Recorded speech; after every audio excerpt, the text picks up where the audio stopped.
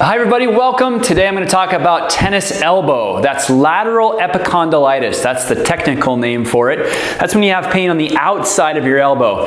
Medial epicondylitis, also known as golfer's elbow, is on the inside. So today we're going to talk about the outside. That's lateral epicondylitis, tennis elbow. You don't have to be playing tennis to actually get tennis elbow. You can get it from a lot of different things. It can be working at your mouse, working at the computer all day, writing all day, something you're doing repetitively with one arm. A lot of things can make it come on, but at the end of the day, there are a couple things that always cause it. One, a lack of range of motion and function in the shoulder on that same side is almost always responsible for it. And then there's an imbalance between the pronators, supinators, flexors and extensors of the wrist. So there's this big imbalance coming at the elbow with all the muscles that come into the elbow, tying in from the upper arm and all the way into the wrist. Big imbalance of those muscles, and that's what leads to overwork of these extensor muscles in the forearm and in your elbow. Are doing way too much work and they're sore and they're telling you, and the tendons are inflamed and the muscles are aching and it's generally just miserable. So the cure here is to restore motion and function to the shoulder, balance and position to the shoulder girdle. We don't want this. We want this upper back and the shoulders to be in their correct alignment, their correct position. And as that shoulder function is restored, as the balance between the flexors, extensors of the wrist and the pronators, supinators of the forearm, meaning palm up, palm down, as those are rebalanced and become equal again, back to their neutral length and tension, you feel better, just like that. Back to the tennis court, back to work without pain, and so on. So here we go, a couple exercises coming at you right now. Okay, the first thing you're gonna do is you're gonna take your hand, you're gonna outstretch your hand like this. You're gonna take your other fingers and you're gonna pull your fingers down towards the ground and lock out your elbow. Okay, and what you'll notice is you might feel a stretch across your forearm, you might feel it right in your bicep. And you're just gonna hold that for a second as you pull backwards on these fingers. You're gonna hold that, feel the stretch, do it for about 15, 20 seconds, then ease up, then do it again. Take all the fingers that you can grab, pull them down, lock out your elbow, just like this. And like I said, you're gonna feel a little stretch across your forearm, maybe even in your bicep. Okay, next you're gonna flip it over. You're gonna put your fingers down towards the floor, curl them in towards your body, and you're gonna take your other hand and you're gonna grab them and push them in. So you're gonna pull the fingers in and pull your wrist down. So your hand is being pulled down in this direction, like you're going down towards the floor. Your other hand is pulling this way, pulling on it, and you're gonna feel a stretch all the way on the top of your forearm now, even into the outside. So you're gonna keep pulling just like this. Lock out your elbow, and this is the key. You don't want this elbow you don't want it bent. You want it straight as you can make it. And as you pull, now focus on this pointer finger. You're gonna pull down, then go to the next finger, pull both of them down, and then the ring finger, pull it down with the others, and then finally your pinky finger, really focus on that, pull on that, and like I said, you're gonna feel a big stretch across that forearm. You're gonna hold that, you're gonna hold that position for about a good 30 seconds. If you need to ease up, shake it out, that's okay, go ahead, all right?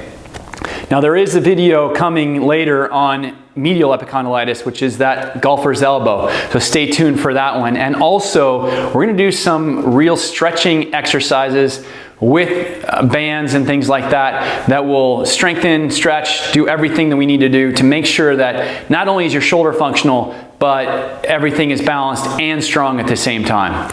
Okay, so next exercise, you're actually going to interlace your hands together, lock out your arms, push your arms and elbows straight up overhead, just like that, and back down.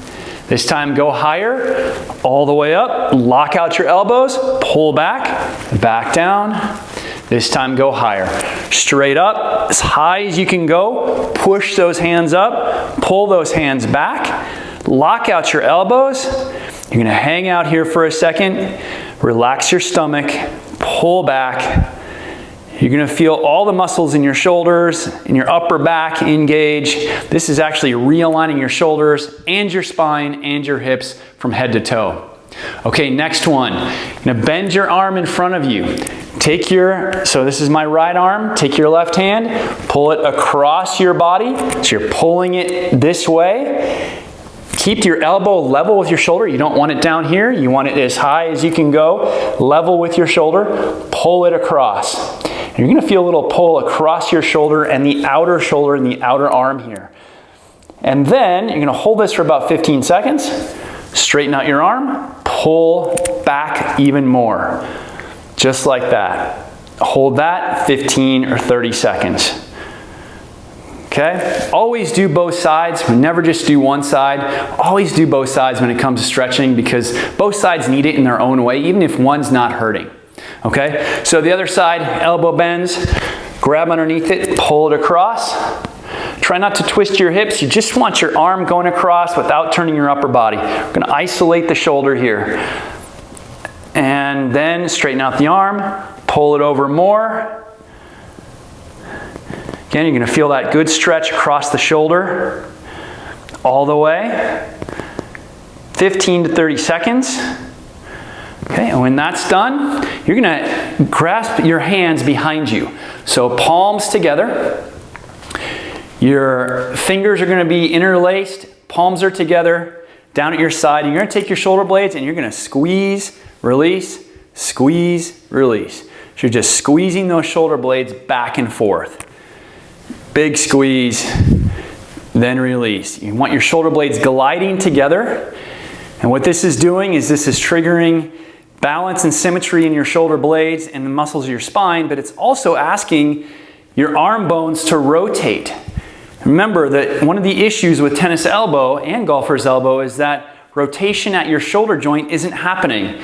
So instead, rotation at the forearm and rotation at the elbow and the wrist are compensating from a lack of motion at the shoulder. So with this exercise, we're actually getting the shoulder to do its job, making sure that it's rotating the way that it's supposed to, that that arm bone is doing its job, and that'll take the pressure off the elbow. Okay, so squeeze, release. Now you're gonna bend your knees in this position. Arch your back and pull your hands off your hips if you can. Sink lower, pull them back, stick your chest out, and we're gonna hang out here for a sec. Just about 10 seconds while you're pulling up. After 10 seconds, straighten out your legs, bend over, bring your arms straight up as high as you can go. As high as you can go. Remember, we're restoring function to the arm here. And relax. Come on up. Couple more, last few. You're going to take your right hand, put it on your right shoulder, left hand underneath your right elbow. Pull both elbows up overhead as high as you can go. This is called a tricep stretch. You're going to get a pretty good stretch right across the back of your arm. You might feel it in your armpit or in your lat. Pull it way up. If you don't feel it, that's okay. This is also realigning and repositioning the upper back and the shoulder, but it's restoring full motion to this shoulder joint as well. As I said, we need motion and function to this shoulder joint. The shoulder bone is the elbow bone. Remember, it's this humerus, this large bone that connects from your shoulder joint into your elbow, same bone. About 30 seconds there, switch arms, left hand on the left shoulder, right hand underneath, pull straight up overhead. You want these bones rotating in a balanced, even way. We need our arms and shoulders to be totally functional with everything we do, whether that's playing sports or even just working at your desk. As soon as your shoulders fall out of position, that affects not just your shoulder, but your upper back, your lower back, and of course, your elbow and your wrist. So if you have wrist pain, these exercises are also good for that. And relax. Okay, last exercise. You're gonna take your hand, you're gonna spread your fingers out and put it on the wall. And then you're gonna stand level with the wall. I'm gonna go over here. And what you're gonna do, just so you can see, you're gonna rotate your elbow in and out, okay? Without moving your hand. So fingers are spread, elbow rotates in and out. You want about 20 of those. You're gonna feel a pull across your forearm. You're gonna feel a pull in your shoulder. And then you're gonna switch sides, right? So your fingers are spread. You're gonna rotate your arm, your elbow in and out like that. But you wanna be parallel, so you want your elbow, your arm straight out from your shoulder. And you just rotate in and out just like that.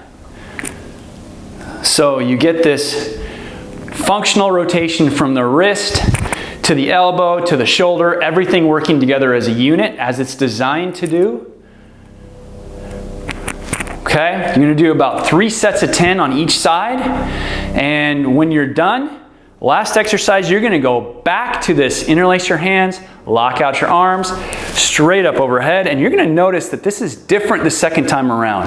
Pull those hands up as far as you go, lock out your elbows, make sure your feet are straight and about fist width apart. So you don't want them out here, you want them fist width, elbows locked, hands back, lock out those elbows.